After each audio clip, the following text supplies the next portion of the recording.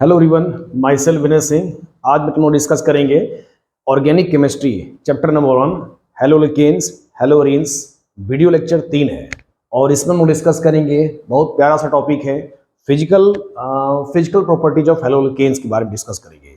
तो जैसे कि हम लोगों ने डिस्कस किया है कि हम लोगों ने पहले क्या डिस्कस किया था इंट्रोडक्शन के बारे में, तो ये सारे लेक्चर मेरे प्रीवियस में मैं डिस्क्रिप्शन के नीचे लिंक दे दूंगा, तो आप उसको जाकर के देख सकते हैं। अगर कोई नया भी होगा तो ये लेक्चर आपको यहाँ से समझ में आ जाएगा, क्योंकि ऑर्गेनिक में ये जो टॉपिक्स होता है इंडिपेंडेंट टॉपिक है, तो अगर आप नए भी होंगे तब पर भी आप इसको अच्छे से देख सकते हैं और आसानी से समझ में आ जाएगा। और ये काफ़ी आसान टॉपिक है और ये स्कोरिंग टॉपिक है, नंबर आपको फ्री में नंबर दे के जाएगा। बस आप मेरे साथ बने रहें, मैं आपके साथ डिस्कस करूंगा फिजिकल प्रॉपर्टीज ऑफ हेलोलिकेन्स। तो without waste of time let's start physical properties of haloalkanes. तो बेटा ये देखो इसमें कुछ कैसे इसको डिस्कस करना है। तो मेनली हमारे पास क्या है कि पहला इसमें हेडिंग आता है नेचर ऑफ हेलोलिकेन्स है। क्या बेटा जी? नेचर ऑफ हेलोलिकेन्स है, यानी हेलोलिकेन्स में किस तरह के ये एग्जिस्ट करते हैं, कि सॉलिड के फेज में है, कौन लिक्विड के फेज में है और कौन गैसियस के फेज में बेटा जी है। तो जरा समझो, जो लोअर मेंबर्स होंगे, लोअर मेंबर्स की बात अगर किया जाए, लोअर मेंबर्स की बात किया जाए, जैसे इसका एग्जांपल क्या हो जाएगा, CH3F हो गया, यानी कि फ्लोरोमीथेन हो गया। ऐसे ही सिमिलरली क्या आ जाएगा, CH3Cl आ जाएगा। ऐसे ही क्या आ जाएगा, CH3Br आ जाएगा। ऐसे ही CH3I आ गया। तो ये सब जो लोअर मेंबर्स ऑफ हेलोलिकेन्स होंगे या एल्किल हैलाइड्स होंगे, ये सारे के सारे किस नेचर में शो करेंगे, दे आर गैसियस नेचर। ठीक है, इनका मोलर मास क्या होगा, कम होगा। तो लाइटर वाले क्या शो करेंगे, गैसियस शो करेंगे। जिसका मोलर मास बढ़ेगा, यानी कि जैसे जैसे कार्बन की चेन बढ़ेगी मोलर मास क्या होगा, इंक्रीज होगा। अगर मोलर मास इंक्रीज करेगा तो या तो लिक्विड फेज में पाएगा या तो फिर सॉलिड फेज में पाया जाएगा। तो इसमें पॉइंट नंबर 2 लिख सकते हो, higher members of alkyl halide. Higher members of alkyl halide, ये बेटा क्या शो करेगा, ये आपको शो करेगा लिक्विड में, लिक्विड फेज में शो करेगा एंड सॉलिड फेज में आपको शो करेगा। ठीक है, लिक्विड फेज में शो करेगा या फिर सॉलिड फेज में आपको शो करेगा। यहां तक बातें क्लियर हो गया। तो मेनली आपको इसमें यही सीखना था। तो नेचर ऑफ हेलोलिकेन्स में लोअर मेंबर्स ऑफ जो एल्किल हैलाइड्स है वो आपको गैसियस नेचर शो करेंगे। हायर मेंबर्स के क्या हो सकते हैं, लिक्विड हो सकता है एज वेल एज सॉलिड हो सकता है। ये मैं आपको एनसीईआरटी के अकॉर्डिंग से सब कुछ लेके चल रहा हूँ। तो मेरे बात अगर आप एनसीईआरटी की लाइन पढ़ोगे तो काफी हद तक आप आसानी से क्लियर कर ले जाओगे। तो इसलिए आप मेरे साथ साथ एनसीईआरटी भी करते चले, और बिना एनसीईआरटी के आप बोर्ड में और कोई भी दुनिया के किसी भी कॉम्पिटिशन एग्जाम में बिना एनसीईआरटी की केमिस्ट्री आप नहीं कर सकते हो। तो केमिस्ट्री बेटा जी मेरे साथ सिर्फ और सिर्फ एनसीईआरटी अगर प्रैक्टिस करते हो तो बहुत आपको अच्छा खासा, आप जेई हो गया, नीट हो गया, बोर्ड तो आपका पूरा एनसीईआरटी फॉलो करता है। क्लियर हो गया अच्छे से। इस बार का भी जो नीट का पेपर हुआ था बेटा जी, उसमें मैं गारंटी के साथ कह सकता हूं कि पूरा का पूरा जो होता है 90%, पूरा 90% जो होता है आपका एनसीईआरटी पैटर्न ही पूरा केमिस्ट्री पूछता है। पूरी जो केमिस्ट्री का जो मदर कॉन्सेप्ट है या जो रामबाण माना जाता है कि क्वेश्चन कहां से आता है, तो सिर्फ एनसीईआरटी से आता है। क्लियर हो गया। तो मेरे इस पैरेलल क्या करो कि एनसीईआरटी की लाइन और एनसीईआरटी के इन टेक्स्ट और एनसीईआरटी के सारे सवाल आप करते चले। और इसके अलावा अगर आप पीवाईक्यू क्वेश्चन लगा लेते हैं तो आप एग्जामिनर के पैटर्न को समझ पाओगे, यानी कि एग्जाम में एग्जामिनर कैसे क्वेश्चन को डिजाइन करते हैं, यही आपकी स्ट्रेटेजी होनी चाहिए। यानी मेरे पैरेलल क्या करो, एनसीईआरटी की लाइन को रीड करते चले और एनसीईआरटी के इंटर क्वेश्चन और सॉल्व एग्जाम्पल जो भी आपके सारे साथ है। इसके बाद जो प्रॉब्लम प्रैक्टिस जो एक्सरसाइज में देता है, यही आपका स्ट्रेटेजी होना चाहिए। ठीक है। अब देखो बेटा जी चलते हैं, बॉइलिंग पॉइंट है और मेल्टिंग पॉइंट्स है। तो बॉइलिंग पॉइंट का देखो क्या ऑर्डर होता है, आओ जरा इसको समझते हैं। बॉइलिंग पॉइंट का बेटा जी क्या ऑर्डर होता है। ठीक है, तो देखो मेनली हमें क्या सीखना है, जो ऑर्डर होगा समझो बॉइलिंग का, तो बहुत ज्यादा विशेष डिफरेंस नहीं होता है मेल्टिंग पॉइंट्स में। मेरी बात समझ रहे हो? आओ जरा मैं इसको समझाता हूँ। तो ये बॉइलिंग पॉइंट किसी एक चैप्टर में अच्छे से पढ़ लो, ये बॉइलिंग पॉइंट किसी एक चैप्टर में अच्छे से पढ़ लोगे तो आपको हर एक चैप्टर में यही कॉन्सेप्ट अप्लाई करना होगा। तो मैं आपको कॉन्सेप्ट पे ज्यादा बिलीव कराता हूँ। कॉन्सेप्ट अगर अच्छा कर लेते हो तो क्वेश्चन आप आसानी से निकाल ले जाओगे। जरा देखते हैं कैसे करना है। तो बॉइलिंग पॉइंट जो होता है मोलर मास के डायरेक्टली होता है। अब मोलर मास समझो क्या होता है, ये होगा साइज। ठीक है, साइज मान लो सरफेस एरिया। अभी मैं एक एक करके समझाऊंगा अच्छे से। क्या हो गया बेटा जी, सरफेस एरिया हो गया। सही है ना यहाँ तक। सरफेस एरिया हो गया कि देखो मोलर मास ज्यादा होगा तो साइज उसका ज्यादा होगा, साइज ज्यादा होगा तो क्या होगा, सरफेस एरिया ज्यादा होगा। तो ये आपका गोल्डन रूल है समझो। तो ये आपका पहला इसमें क्या हो गया, की पॉइंट हो गया। दूसरा देखो यहाँ पर रूल इसमें बना सकते हो, इन ब्रांचिंग ले लोगे। क्या ले लोगे, इन ब्रांचिंग, या फिर इसी को शॉर्ट में लिख सकते हो आइसोमेरिक चेन। क्या लिख सकते हो, जब आइसोमेरिक चेन बनेगा, आइसोमेरिक चेन, तो इसमें कैसे ऑर्डर को डिसाइड किया जाएगा। तो इस वाले में क्या होगा, boiling point is inversely proportional to branching, यानी जिसमें ब्रांचिंग ज्यादा होगा, जिसमें ब्रांचिंग क्या होगा, ज्यादा होगा, उस वाले का बॉइलिंग पॉइंट क्या होगा, सबसे कम होगा।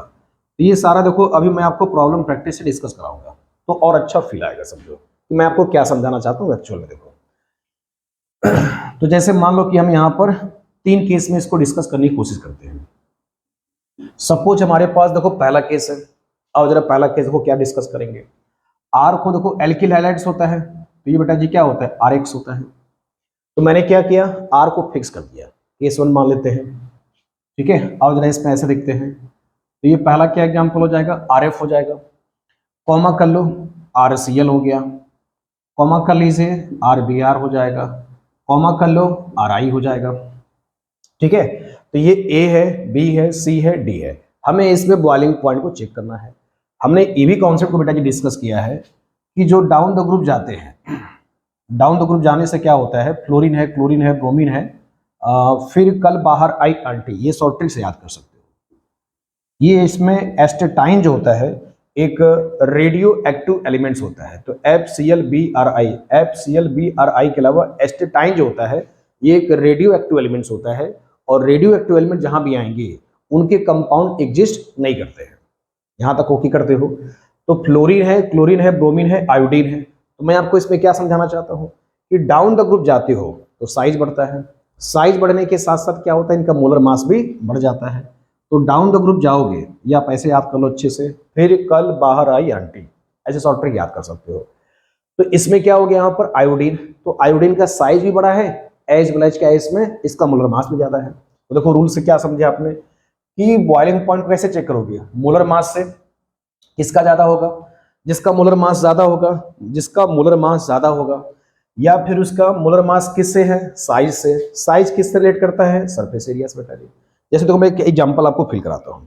जैसे देखो आपको ये कैप दिखता है, ये इसका सरफेस एरिया कितना है, छोटा सा है। तो देखो बॉइलिंग का सिंपलेस्ट मतलब होता है कि आप किसी सब्सटेंस को या किसी चीज को आप बॉइल करते हो तो कितना उसमें टेम्परेचर लगता है, समझो, मेरी बात समझ गए। तो अगर टेम्परेचर ज्यादा लग रहा होगा इसका मतलब उसका बॉइलिंग ज्यादा लग रहा होगा उस सब्सटेंस का या उस लिक्विड का, समझो। इतना समझ में आता है। तो जैसे मान लो कि समझो कि मेरे पास ये छोटा सा बेटा जी कैप है, क्या जी, ये छोटा सा कैप है मेरे पास, मान लो, ठीक है। ये छोटे से कैप का देखो सरफेस एरिया इतना सा है, तो इसको क्या कर सकते हो, जल्दी बॉईल कर दोगे। अब वही मान लो कि मेरे पास इतना बड़ा सरफेस आ गया, क्या आ गया बेटा जी, इतना बड़ा सरफेस आ गया। तो इसको बॉईल करने के लिए हमें टेम्परेचर ज्यादा देना पड़ेगा। एक और मैं तुम्हें प्रैक्टिकल एग्जांपल दिखाता हूं। जैसे हम सभी घर में क्या होते हैं कि अगर सिंगल व्यक्ति के लिए या 2 व्यक्ति के लिए चाय बनाना होता है तो नॉर्मल भगोने से बना लेते हैं, और वहीं पे मान लो कि अगर हमें ग्रैंड पार्टी करना होगा, 8-10 दोस्त आ गए या रिलेटिव्स आ गए, तो उनके लिए क्या करोगे, बढ़िया हलवाई का भगोना यूज किया जाएगा। तो उसका देखो सरफेस एरिया क्या है, सबसे ज्यादा है। तो उसको बॉईल करने के लिए हमें टेम्परेचर ज्यादा देना पड़ेगा। तो आई होप कि इन प्रैक्टिकल एग्जांपल से आप समझ पा रहे होंगे कि मैं आपको क्या समझाना चाहता हूं। तो यही आपको एग्जांपल देखो क्या ना कि कुछ भी याद नहीं करना है, समझो अच्छे से। तो आरएफ में क्या है कि फ्लोरीन, आर तो फिक्स है, इससे तो कोई कॉम्पिटिशन नहीं है। मेनली कॉम्पिटिशन किससे है, फ्लोरीन से, सीएल से, बीआर से है, आयोडीन से है। तो डाउन द ग्रुप जाने पर आयोडीन का साइज क्या होता है, ज्यादा होता है। तो इसका सरफेस एरिया क्या हो जाएगा, सबसे ज्यादा हो जाएगा। तो उस लिहाज से आयोडीन क्या होगा सबसे, यानी कि इंक्रीजिंग ऑर्डर में करोगे तो ये सबसे पहले आएगा। फिर इसके बाद देखोगे तो ब्रोमीन का साइज ज्यादा होता है, तो ब्रोमीन का सरफेस एरिया ज्यादा होगा। फिर इसके बाद से बच्चे क्या होगा, सीएल का होगा, तो सीएल वाले का क्या होगा, यानी बीआर के पहले सीएल आएगा। और फ्लोरीन का साइज सबसे छोटा होता है। देखो ये ऑर्डर है, आयोडीन का साइज ज्यादा तो इसका सरफेस एरिया ज्यादा, इसका बॉइलिंग पॉइंट सबसे ज्यादा होगा। तो आसान एग्जांपल है, कोई दिक्कत नहीं है। अब देखो नेक्स्ट हम इसमें केस 2 वाले पैटर्न में आ जाते हैं। केस 2 में जैसे मान लो कि हम ले लेते हैं आर को, सपोज हमने चेंज कर दिया, आर को हमने क्या कर दिया, सपोज चेंज कर दिया। जैसे मान लो कि हमने क्या ले लिया है, CH3F ले लिया है, ठीक है। चलो मैं इस बार F क्या ना हटा देता हूँ, क्योंकि Cl से ज़्यादा अच्छा फील आता है। ये CH3Cl आ गया है, यहाँ तक समझ पा रहे हो। अब देखो दूसरा एग्जाम्पल हमने क्या कर दिया है, CH3, इसको मैंने एक्सपेंड कर दिया है। आपको एग्जाम में क्या हो सकता है, IUPAC से दे सकता है, ठीक है, ये आप समझ सकते हो। CH3Cl, CH3CH2 क्या आ जाएगा, Cl आ जाएगा। अगला एग्जाम्पल देखो हमने क्या ले लिया, CH3 ले लिया, CH2 ले लिया, CH2 ले लिया और Cl ले लिया बेटा जी। तो हमें A है और ये मान लो B है और ये मान लो हमारे पास C है। ये क्लोरोप्रोपेन हो जाएगा, इसकी नेम, इसका नाम क्या हो जाएगा, क्लोरो इथेन, और इसका नाम क्लोरोमीथेन हो जाएगा। हमें इसको इंक्रीजिंग ऑर्डर में अरेंज करना है। तो जब ऐसे स्ट्रक्चर को फैला दोगे तो उससे क्या ना कि उसका साइज देखना आसान हो जाएगा, या उसका सरफेस एरिया चेक करना आसान हो जाएगा। इसमें जरा चेक कर सकते हो तो बेटा जी सरफेस एरिया देखो इसमें इतना है, ठीक है, और इस वाले में अगर आप चेक करोगे तो देखो सरफेस एरिया इतना है। क्लोरीन तो फिक्स ही है, तो हमें कैसे चेक करना है, बस एल्काइल को चेक करना है। और इस वाले में बेटा जी सरफेस एरिया इतना है। आई होप इतनी बातें समझ गए। तो देखो सरफेस एरिया इसमें कितना है, बस इतना सा दिख रहा है, इसमें इतना, इसमें इतना। तो इस वाले का सरफेस एरिया देखो आपको डायग्राम से भी दिख रहा है अच्छे से कि इस वाले का सरफेस एरिया ज्यादा, तो इसका बॉइलिंग पॉइंट क्या होगा, ज्यादा होगा। ये समझो कि हलवाई का भगोना है, ये मान लो कि एवरेज फैमिली का है, और ये मान लो कि बैचलर लाइफ का है। ये भैया ग्रैंड पार्टी वाला भगोना होगा, यानी समझो कि हलवाई का भगोना। और ये क्या हो गया, एवरेज फैमिली जो 2-4 व्यक्ति वाले हैं। और ये जो नॉर्मल स्टूडेंट रूम लेके रहते हैं, तो छोटे से केतली में चाय बनाएंगे। और ये वाला क्या हो जाएगा, हलवाई वाले भगोने में क्या बनाएंगे, 8-10 लोगों के लिए चाय बनाएंगे। ये एवरेज फैमिली, हम दो हमारे एक वाला कॉन्सेप्ट है। ये नॉर्मल इस तरह से हो जाएगा। आई बात समझ में, एकदम देखो मस्त ये कॉन्सेप्ट है, कुछ भी इसमें देखो रटना नहीं है। अगर आप इसको बुक्स के हिसाब से चलते हो तो आप समझ नहीं पाओगे। इसलिए क्या है ना कि टीचर की आवश्यकता पड़ता है ऑर्गेनिक केमिस्ट्री में। तो देखो केस 1 डिस्कस कर लिया, केस 2 डिस्कस कर लिया। अब देखो इसका तीसरा केस आते हैं बेटा जी, इन आइसोमेरिक चेन में आते हैं। इसमें आते हैं केस नंबर 3, जो आपको आइसोमेरिक चेन में आते हैं, ठीक है। तो नंबर 3 में आते हैं, डिस्कस करते हैं इन आइसोमेरिक चेन। आओ जरा इसका क्या मतलब है। तो आइसोमेरिक चेन में सपोज मैंने एग्जांपल डिस्कस करना चाहता हूं, C4 है, H9 है और ये Cl है। तो पहले आप इसके क्या करो, आइसोमर बनाओ। तो पहला इसका जब आइसोमर बेटा जी बनाओगे तो पहले स्ट्रेट बनाओ। पहले क्या बनाओ, स्ट्रेट बनाइए। तो ये हो जाएगा CH3, ये हो जाएगा CH2, ये हो जाएगा CH2 और ये हो जाएगा CH2 और ये हो जाएगा Cl। तो ये हो जाएगा क्लोरो ब्यूटेन हो जाएगा। पहला इसका आइसोमर बना। दूसरा इसका आइसोमर देखो कैसे बना सकते हो, Cl को नीचे लटका दो दूसरे नंबर वाले कार्बन से, तो ये कुछ इस तरह से हो जाएगा, CH2 हो जाएगा और ये क्या हो जाएगा, CH3 हो जाएगा। बात समझ रहे हो। इसके बाद क्या करोगे, एक के ऊपर एक लटका दो, एक के ऊपर क्या लटका दोगे, एक लटका दोगे कुछ इस तरह से, तो ये CH3 हो जाएगा, ये CH3 हो जाएगा और ये बेटा जी Cl हो जाएगा। क्या इसको समझ पाए। अब जरा देखो इसमें, तो इसमें सरफेस एरिया चेक कर लो। इस वाले का सरफेस एरिया इतना है, और इसमें क्या कहते हैं, देखो क्लोरीन जो है ना नीचे आ गया है। इसका देखो एक आइसोमर और बना सकते थे, यानी कि एक कार्बन की चेन को नीचे लटका दो। समझ पाए। ये हो जाएगा क्लोरोब्यूटेन और ये हो जाएगा 2-क्लोरोब्यूटेन। इसकी आईयूपीएसी करोगे तो 2-क्लोरो, इसका आईयूपीएसी जब करोगे तो ऐसे कर सकते हो, 1, 2 और ये बेटा जी 3 हो जाएगा। इसकी आईयूपीएसी क्या हो जाएगी, 2-क्लोरो 2-मिथाइल प्रोपेन हो जाएगा। 2-क्लोरो 2-मिथाइल प्रोपेन इसका आईयूपीएसी हो जाएगा। तो अब जरा देखो इसमें Cl क्या था सबसे, मतलब देखो इसमें सरफेस एरिया कुछ इस तरह से है, या ऐसे चेक करो इसको, थोड़ा सा मैं आपको ऐसे हाईलाइट कर देता हूँ। देखो यहां तक ये कवर करेगा। इसमें देखो Cl क्या आ गया, नीचे आ गया, तो मतलब ब्रांचिंग आ गया। सरफेस एरिया क्या हो गया, इसके कंपेरिजन में कम हो गया। यहां पर चेक करोगे तो इसका सरफेस एरिया और कम है, चाहे ऐसे कंपेयर कर लो। आई होप कि डायग्राम से अच्छे से आपको फील कर पा रहे होगे। इधर से भी कम दिख रहा है, इधर से भी कम दिख रहा है। आई बात समझ में। तो इसमें क्या है, सबसे सरफेस एरिया कम है। क्या है जी, सरफेस एरिया सबसे कम है। तो उस लिहाज से क्या हो जाएगा, ए पहले आ जाएगा, फिर क्या आ जाएगा इसमें, डी वाला आ जाएगा। इतनी बातें समझ के तो ये आपके क्या हो गया, पहले क्लोरो आएगा, फिर जब इसका सेकंड आइसोमर बनाओगे तो कुछ इस तरह से आएगा। देखो जैसे मान लो कि हमारे पास ऐसे वाला भी आ गया CH3, एक के ऊपर ऐसे लटका दो। थोड़ा इसमें एक और आपका क्वेश्चन बन सकता है, ये CH3 हो गया और ये क्या कर सकते हो, CH2Cl हो गया। ठीक है। अगर मैं ऐसे करता हूँ, ये ए ले लो, ये बी ले लो, ये सी ले लो, ये डी ले लो, तो पहले कौन आएगा? ए आएगा, फिर बेटा जी बी आएगा, फिर क्या आएगा? सी आएगा। यानी बी और सी में पहले कौन आएगा? बी आएगा, क्योंकि इसमें इतना सरफेस एरिया है और इस वाले में सिर्फ इतना है सब। तो फिर क्या आएगा? सी। और डी में क्या हो गया कि ब्रांचिंग ज्यादा हो गया है, तो ब्रांचिंग ज्यादा हो गया, सरफेस एरिया और कम हो गया। ठीक है, तो क्या हो गया यहाँ पर देखो, इन ब्रांचिंग में ब्रांचिंग ज्यादा तो बॉइलिंग पॉइंट क्या हो जाएगा? कम हो जाएगा। अगर ब्रांचिंग कम तो बॉइलिंग पॉइंट ज्यादा हो जाएगा।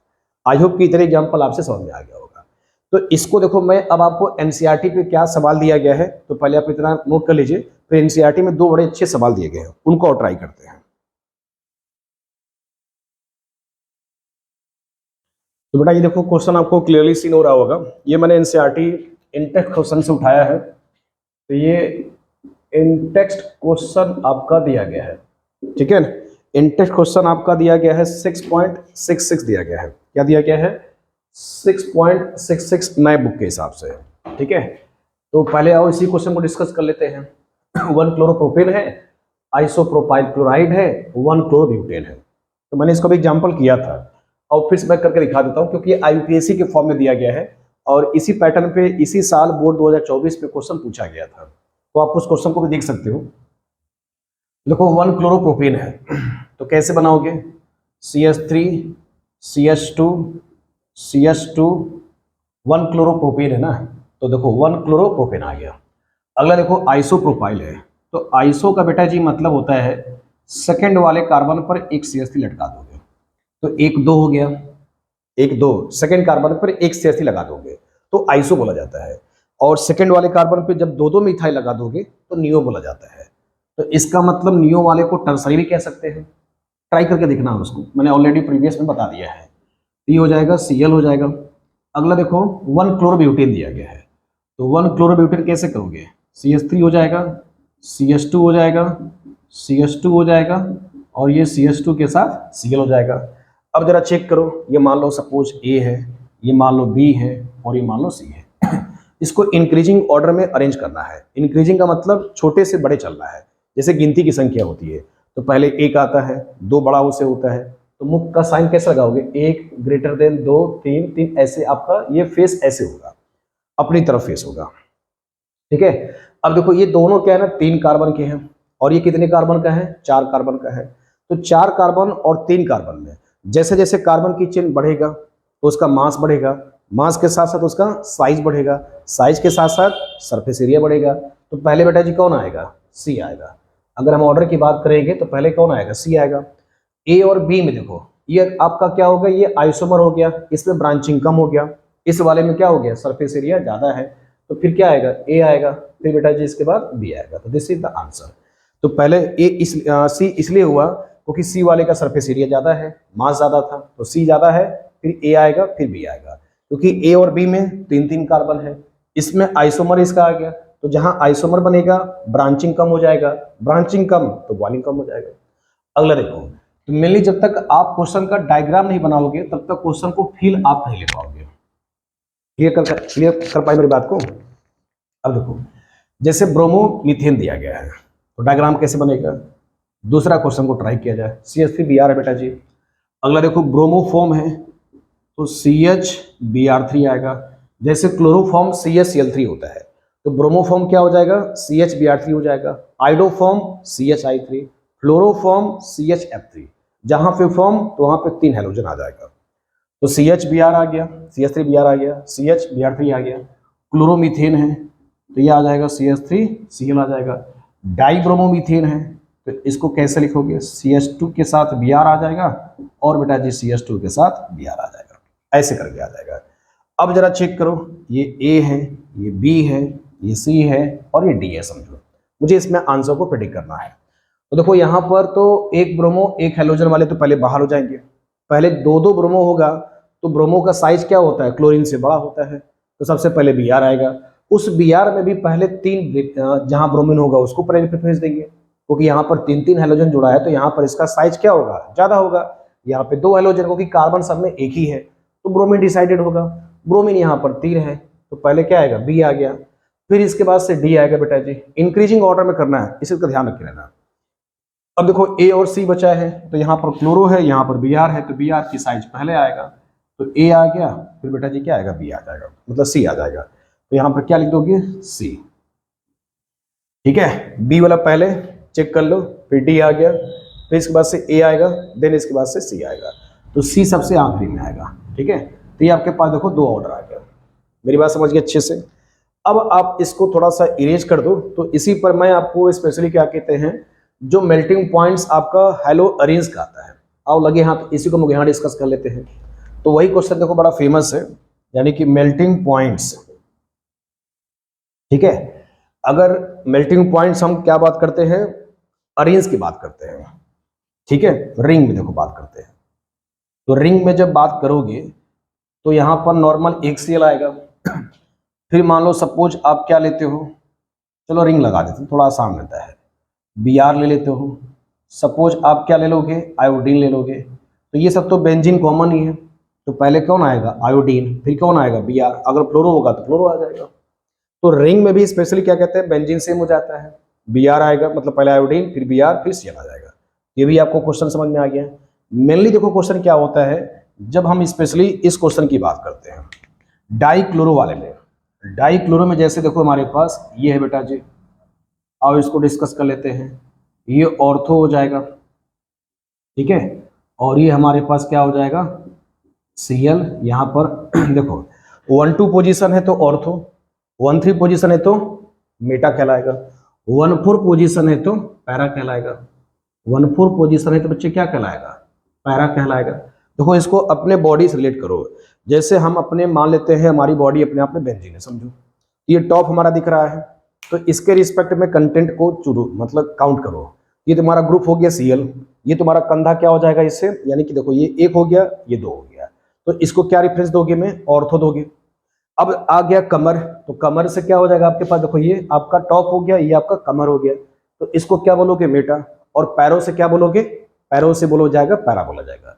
तो इसमें आपको ये बेटा जी चेक करना है, ओम प्रकाश से भी शॉर्ट ट्रिक याद कर सकते हो। देखो ऑर्थो है, मीटा है, फिर बेटा जी क्या है, पैरा है, तो इसको शॉर्ट ट्रिक से ओम प्रकाश से भी याद कर सकते हो।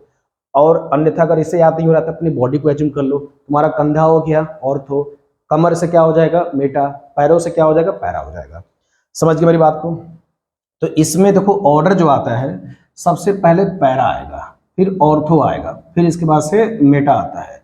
ये इसका समझो कि पॉपुलर इसका क्वेश्चन है, ये मेल्टिंग पॉइंट का बेटा जी ऑर्डर है, समझो ऑर्डर किसका है, मेल्टिंग पॉइंट का है। और ऊपर वाले में बॉइलिंग और मेल्टिंग पॉइंट का ऑर्डर सेम आता था, इसमें मेल्टिंग पॉइंट और बॉइलिंग पॉइंट का भी ऑर्डर इसमें सेम ही आता है, लेकिन क्वेश्चन तुमसे बॉइलिंग मेल्टिंग पॉइंट का पूछता है। ये एनसीईआरटी में पीछे क्वेश्चन दिया गया है कि वाई डाइक्लोरो, यानी कि ये हो जाएगा डाइक्लोरो बेंजीन, तो ये है, लेकिन para dichloro benzene, para dichloro benzene has higher melting point as compare to ortho and meta isomer, यानी पैरा डाइक्लोरोबेंजीन का मेल्टिंग पॉइंट ज्यादा होता है as comparison to ortho and meta isomer से।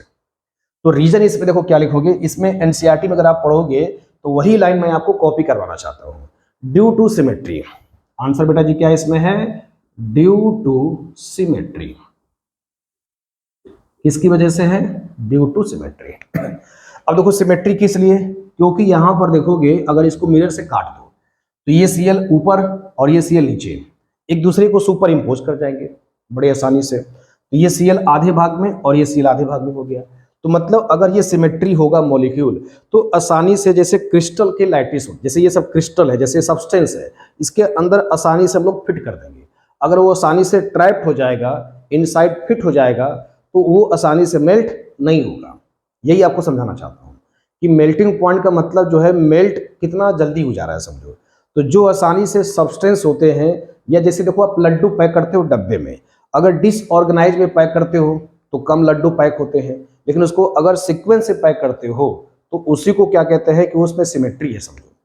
तो उसको क्या कहते हैं, उसकी मेल्टिंग पॉइंट सबसे ज्यादा होगा। तो ये आपका सिमेट्री की वजह से ये मॉलिक्यूल क्रिस्टल लैटिस में आसानी से फिट हो जाता है, इसी वजह से इसका क्या होता है, पैरा वाले आइसोमर का मेल्टिंग पॉइंट सबसे ज्यादा होता है। अब इसके बाद देखो अब इसके बाद देखो, इनमें ऑर्थो में और मेटा में, और ये तो पैरा सबसे आखिरी में आ गया, मतलब पैरा सबसे पहले आ जाएगा। ऑर्थो में और मेटा में समझो, ऑर्थो की भी सिमेट्री क्या ना मेटा के रिस्पेक्ट पे ठीक ठाक आती है, क्योंकि मेटा में जो होते हैं सीएल जो होते हैं उतने अच्छे से फिट नहीं हो पाते हैं क्रिस्टल लैटिस में। फिट होने का मतलब देखो, जैसे तुम्हारा ये डब्बा है समझो, डब्बे में आसानी से फिट नहीं हो पाते हैं मेटा वाला, क्योंकि सीएल जो होते हैं डिसऑर्गेनाइज वे में हमारा शेप दिखता है। इसी वजह से क्या होता है कि मेटा की जो पोजीशन होती है ये डिसऑर्गेनाइज वे में सीएल अरेंज हैं या आसानी से फिट नहीं हो पाते हैं। तो अब क्या बचा है, ऑर्थो। तो ऑर्थो में और मेटा में ज्यादा डिफरेंस नहीं आता है, लेकिन ऑर्थो जो होता है आसानी से, यानी इसके कंपेरिजन में आसानी से क्रिस्टल में फिट हो जाता है। तो सबसे पहले कौन आएगा, पैरा आएगा ड्यू टू सिमेट्री की वजह से, फिर इसके बाद कौन आएगा, ऑर्थो, देन मेटा आएगा। तो जितने भी मैंने आपको फिजिकल प्रॉपर्टीज से रिलेटेड पॉइंट है मैंने बता दिया है। अब देखो इसमें एक बच्चे क्या ना सॉल्युबिलिटी आता है। तो सॉल्युबिलिटी में स्पेशली अगर हम बात करें, ठीक है, अगर हम सॉल्युबिलिटी की बात करते हैं, पहले थोड़ा सा इसको इरेज कर दिया जाए ताकि थोड़ा और अच्छे से आपको समझा दिया जाए। तो देखो बॉइलिंग पॉइंट से, मेल्टिंग पॉइंट से जितने भी क्वेश्चन बन सकते हैं उतना मैंने आपको चीजें मेंशन कर दिया है। अब आपके पास क्या है, सॉल्युबिलिटी है बेटा जी। देखो क्या है जी, सॉल्युबिलिटी। देखो तो मेनली सॉल्युबिलिटी पे क्या क्वेश्चन बनेगा, ठीक है, आओ जरा इसको डिस्कस कर लेते हैं। तो सॉल्युबिलिटी पर क्या होता है कि हेलो एल्केन्स जो होते हैं, हालांकि ये तो पोलर है, ये है halo alkanes. Halo alkanes are less soluble in water. क्या लिखोगे, less soluble, less soluble in water due to, ठीक है, क्या लिख सकते हो इसमें, ड्यू टू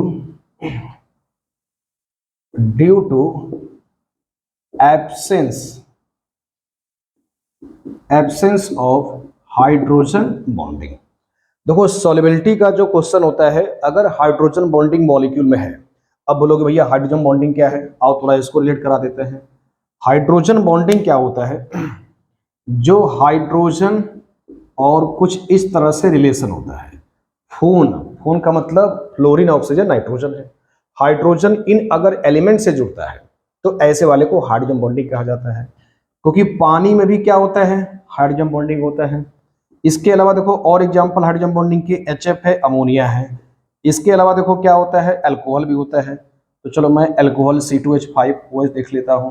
तो अगर सेम चार्ज के आता है, जिसमें पोलैरिटी जिसे कहा जाता है, सॉल्यूशन चैप्टर हम लोगों ने पढ़ा था, लाइक डिजॉल्व लाइक, अगर सेम चार्ज के होते हैं तो क्या होता है, आसानी से डिजॉल्व होता है, उसमें आसानी से उगल जाता है।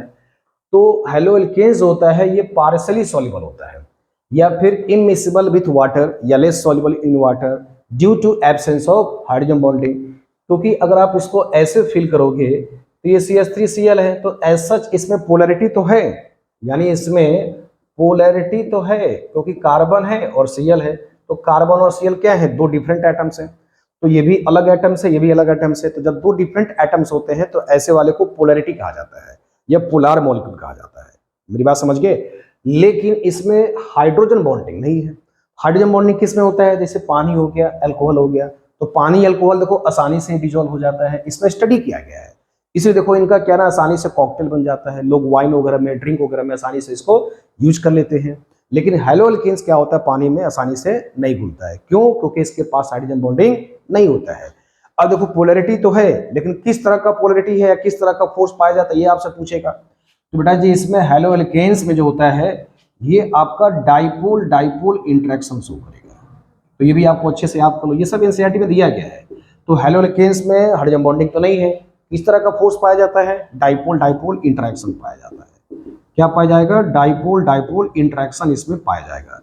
अब डाइपोल इंटरेक्शन पाया जाएगा, मेरी बात समझ रहे हो, डाइपोल इंटरेक्शन इसमें पाया जाएगा।